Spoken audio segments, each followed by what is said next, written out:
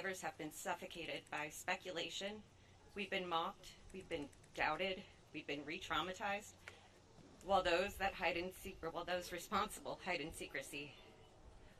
Why don't we deserve justice? This is not partisan. However, this is very political, as the only path to justice is through our political system. And this is about justice. This is about accountability.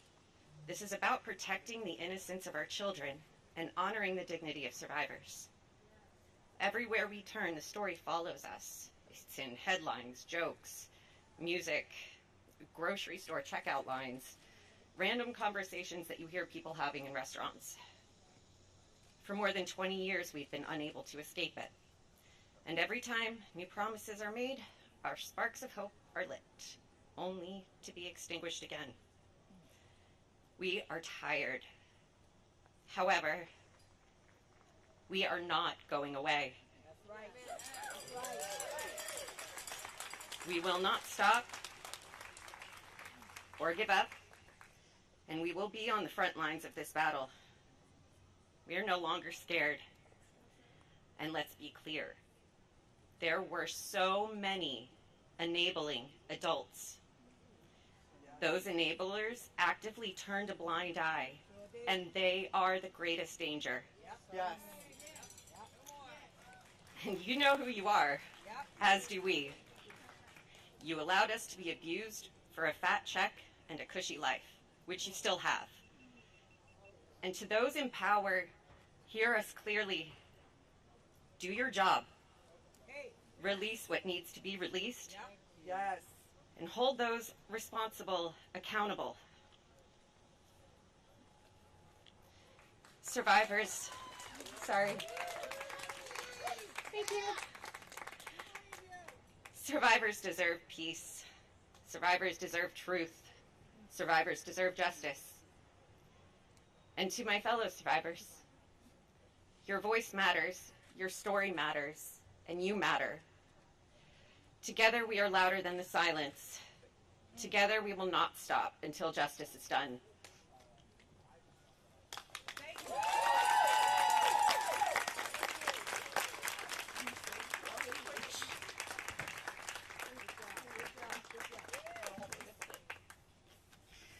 Good afternoon.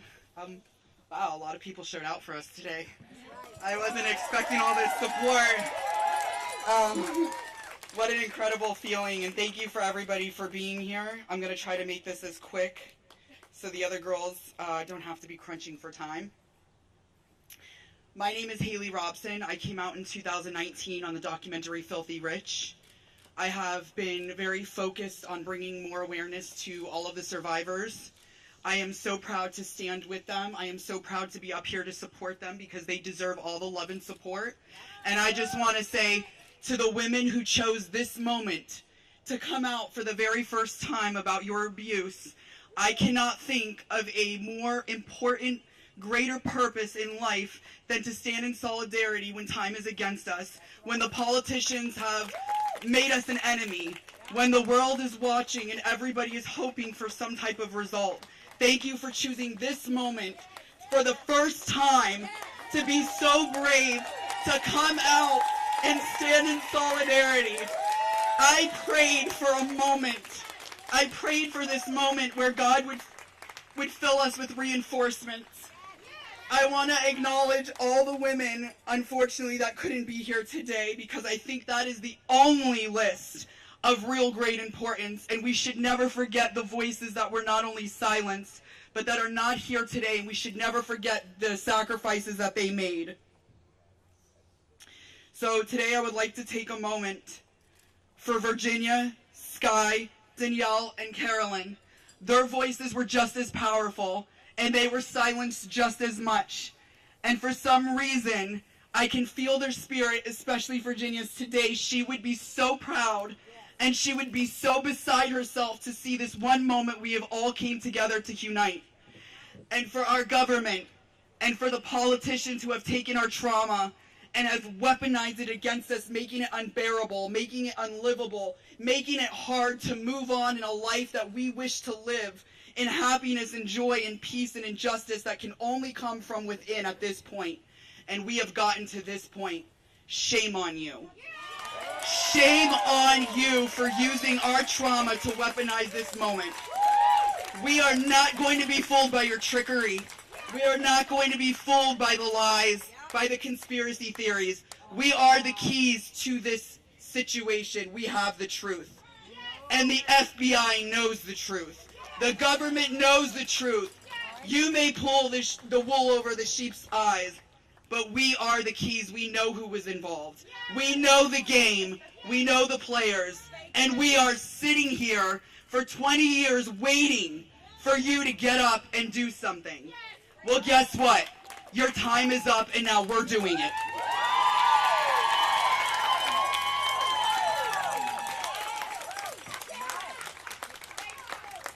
How do you follow that? Hello, everybody. My name is Wendy Pasante, and I was abused by Jeffrey Epstein when I was 14 years old. I'm not here to relive what happened. I'm here to be counted and to make sure others are counted too. I once believed my silence was strength. Hold it together. Don't draw attention.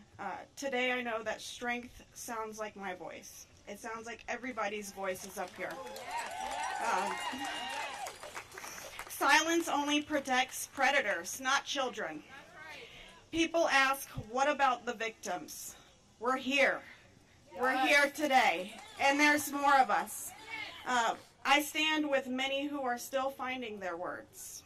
I live in a world where being understood is a struggle, where people in power would rather sweep us under the rug in hopes that we'll go away.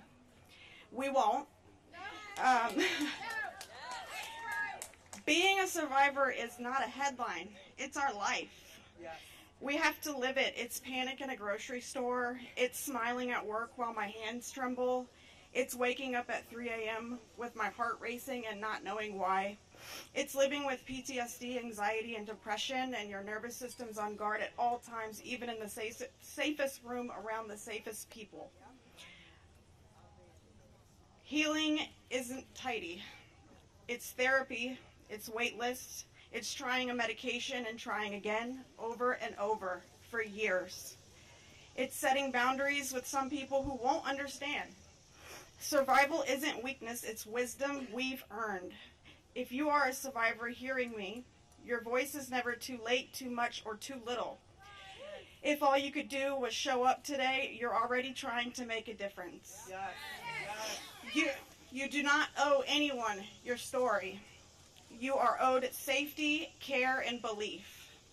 Your breath is proof that harm does not get the last word. I'm not asking anyone to take a political side. I really don't even follow a lot of politics. I'm asking you to take a stand in solidarity. Protect the vulnerable, not the powerful. Protect children and survivors, not titles and reputations. Our silence doesn't keep us safe. And I hope today's courage from all of us ladies can help someone else be safer tomorrow. We are here and we refuse to be erased. So thank you guys for listening to all of us and being here today.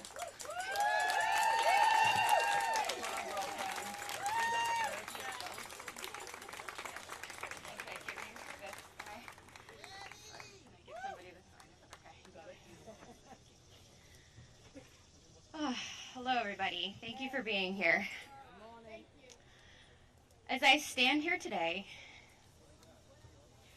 and look around, I want to acknowledge what it feels like to be in the presence of these incredibly brave, powerful women that I stand up here with.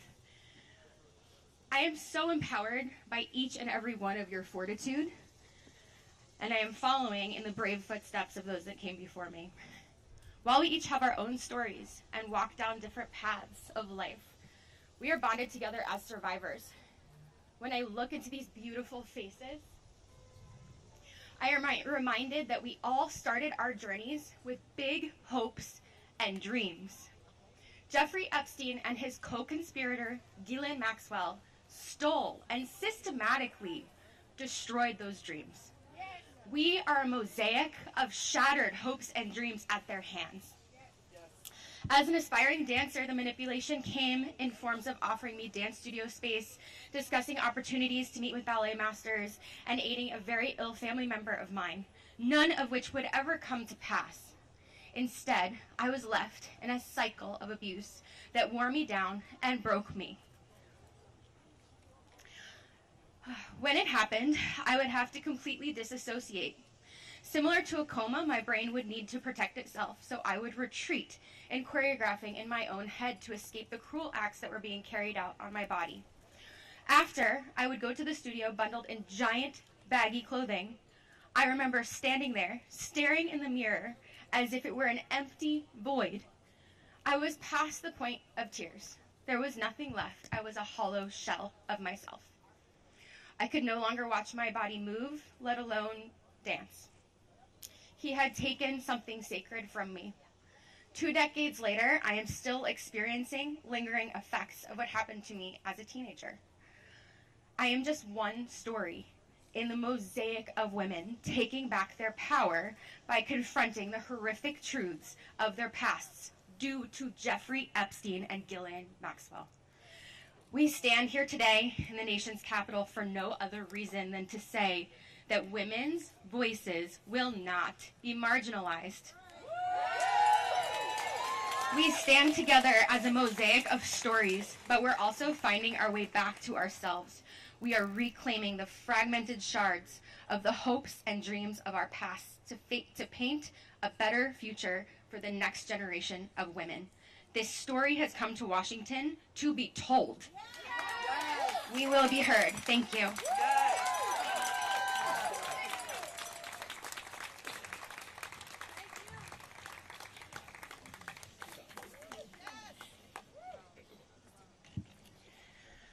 My name is Jess Michaels, and I'm a 1991 Jeffrey Epstein survivor. 27 years.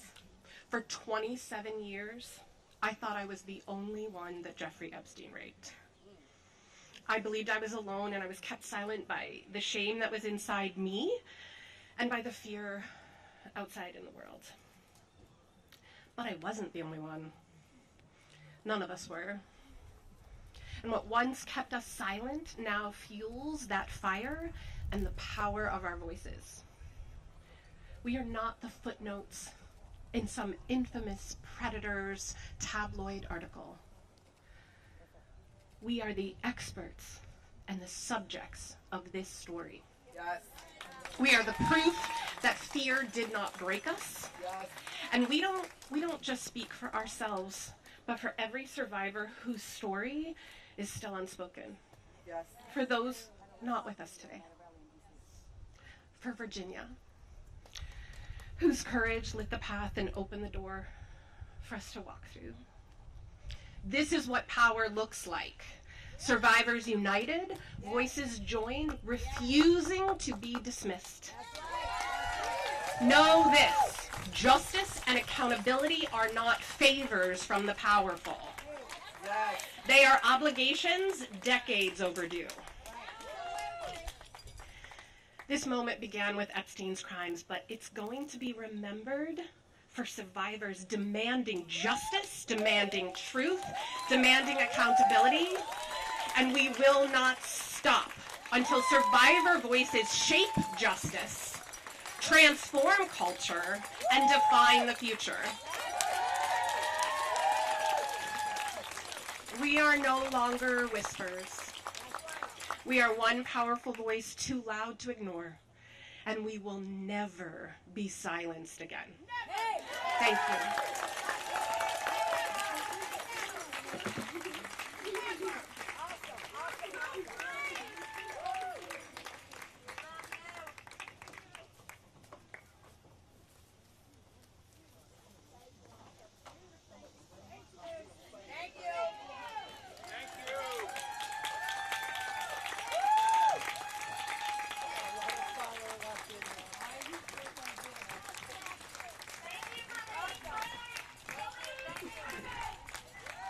Okay, we're in the home stretch. We are going to bring up Eric Faduli, who is a lawyer. Sometimes survivors are ready to be seen, they're not ready to be heard. And so we would love to bring you up because you represent so many survivors who are so critical to this story.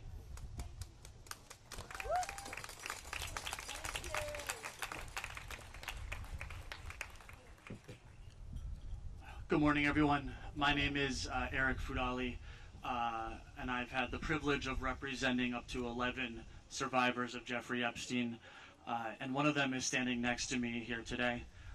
This is Rosa.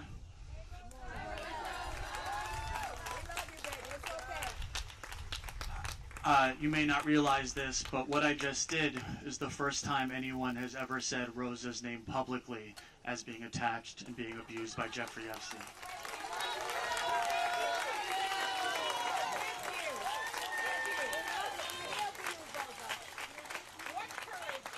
And this is also the first time she has ever appeared publicly as a survivor of Jeffrey Epstein. And I say that because it was last night that she flew into Washington, D.C., inspired by the solidarity of all of you, by the compassion of all of you, and by the courage of all of you to be here today.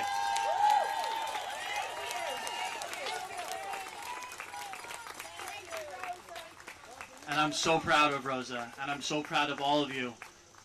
But the truth is, Rosa shouldn't be here today. Rosa shouldn't have to be here today, and I'm going to tell you why. Because Rosa was trafficked from Uzbekistan under the guise of a modeling contract in 2009. That means that Rosa wouldn't be here today if Alex Acosta hadn't had Jeffrey Epstein in his grasp, had what every single law enforcement officer dreams of, to stop a predator in his tracks. And what did he do? He gave him a slap on the wrist and let him to continue to abuse. And had he not, Epstein never would have met Rosa, and Rosa would not have to be here today. But none of you should have to be here today. None of you should have to be there today, because if when Jeffrey Epstein was finally arrested in 2016 and under federal custody, he wouldn't have been allowed to take his own life and avoid the accountability and justice you all deserve. And none of you should be here today because Ghislaine Maxwell should not have been given a platform to deny the crimes against her, who was convicted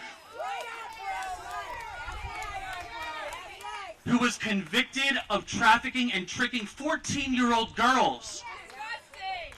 She should not have been given a platform, and she should not have been rewarded after that platform in a minimum security resort. And none of you should have to be here today because they should just release the files.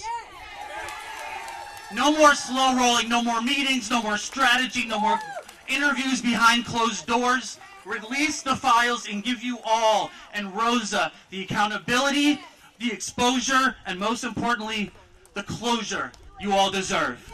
Thank you.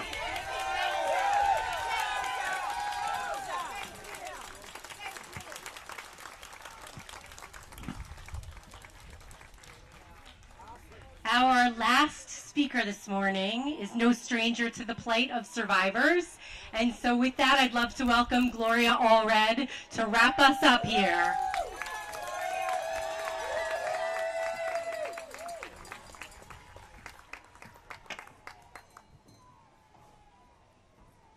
Give a big round of applause to all the survivors and all the victims and all the supporters today.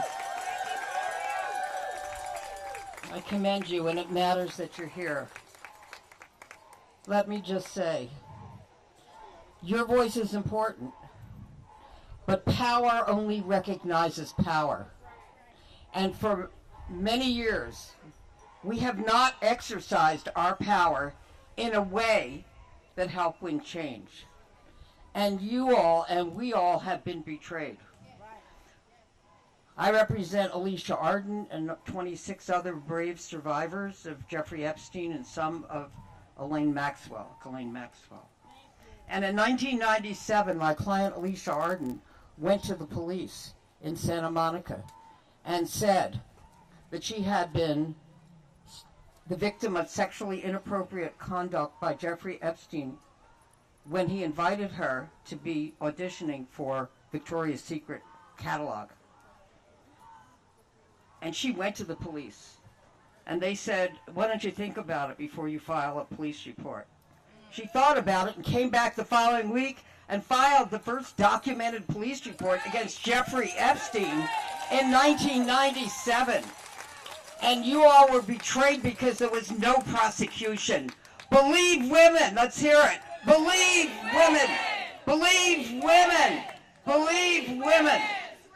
And then the victims and all of us were betrayed when, in Florida, Mr. Acosta made that deal, U.S. Attorney, is for the Southern District of Florida, made that deal that instead of 60 felony counts that could have been filed by the United States Attorney, 2 counts were filed by the state attorney, and Jeffrey Epstein, without having a trial, was able to go to his office every day as part of the sentence and just sleep in the jail at night for 13 months. Is that justice? No! You were betrayed.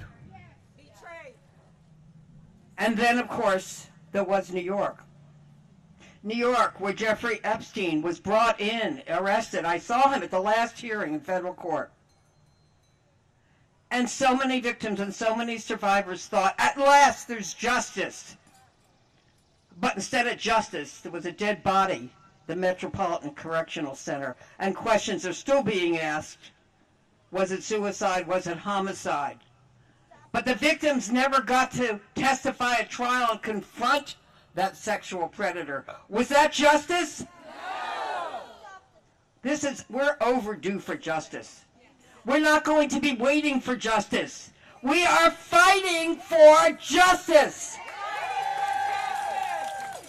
And let me tell you, no more talk of the word pedophiles, which only means a man who is attracted to children. We're not talking about pedophiles. We're talking about sexual predators and child molesters. Let's get the word in about what the crime was that they committed. Do you agree? Yes! And finally, let me just say, these predators took advantage of vulnerable children, of vulnerable adults. And we know how vulnerable women can be. And they abuse their power, and they abuse their trust. And it's time to meet power with power. There are 3 stages of evolution. The first is victim, the second is survivor, and the third is fighter for change. Are you going to be fighters for change? Not just today. But every day, not just in politics in Congress, but in lawsuits, in speaking to people, your co-workers, your children, your mothers. Help them, support them to stand up to win justice, because nobody has ever given women and children any rights. We've always had to fight to win them. We've had to fight to keep them. Will you fight that fight? And I leave you with this, one of my favorite sayings. Pray for the dead, and that's for Virginia Roberts and all those who didn't make it here today. Pray for the dead. But fight like hell for the living. Keep up the fight. Let me hear it. Keep up the fight. Keep up the fight. Keep up the fight. Keep up the fight. Thank you very much.